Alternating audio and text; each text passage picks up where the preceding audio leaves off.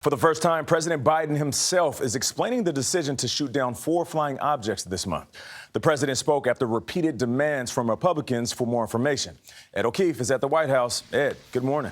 Good morning, Nate. President Biden says the intelligence community has determined that those 3 objects probably weren't a threat just for research or weather monitoring. But after the shootdowns, he's now asking for new protocols to help distinguish between unmanned objects that are a threat and those that aren't. I gave the order to take down these 3 objects. President Biden telling the public Thursday what he knows and still doesn't know about the objects that were up there and ordered shot down. Nothing right now suggests they were related to China's spy balloon program. The unknown objects may not have ties to China, but officials say that large balloon that traveled across the U.S. before being shot down off South Carolina's coast definitely did. They just shot it. And the president says he plans to bring it up with China's leader. I expect to be speaking with President Xi. CBS News has learned the spy balloon was first detected in late January after launching off the south coast of China.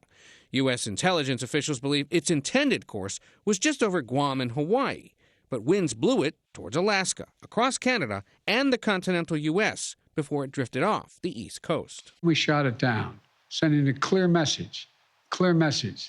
The violation of our sovereignty is unacceptable. Navy and FBI dive teams recovered the majority of the Chinese balloon debris, but U.S. and Canadian authorities are still trying to track down what remains of the other 3 objects, which were detected with recently expanded radar sensors. There are hundreds of these cases being reported.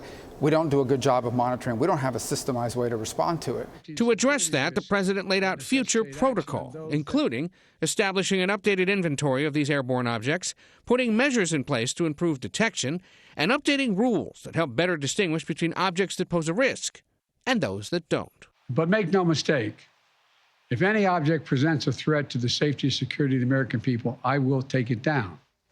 Now, it's not clear when President Biden might speak with Chinese President Xi, but overnight the Chinese responded to all of this by saying that the U.S. needs to work to bring back sound and steady relations. Nate? Ed, if you're a man of any age, getting a physical is a big deal, and we heard that the president had his physical yesterday. What did we learn? He sure did. Big deal for any guy, but in this case it's important, of course, because he is the oldest U.S. president ever, and he's made clear that his health is a factor in whether or not he'll mount a re-election campaign. In this case, the physicians at Walter Reed Medical Center say that he is in good shape, remains a healthy and vigorous 80-year-old fit to serve. They point out, of course, that he had COVID last year, but has no symptoms of long COVID. He also had a lesion removed from his chest that's being sent for a biopsy. Nate? All right. Healthy and vigorous is how I would describe you, and handsome, by the way. Well, thank you. Thank you. You too, Nate.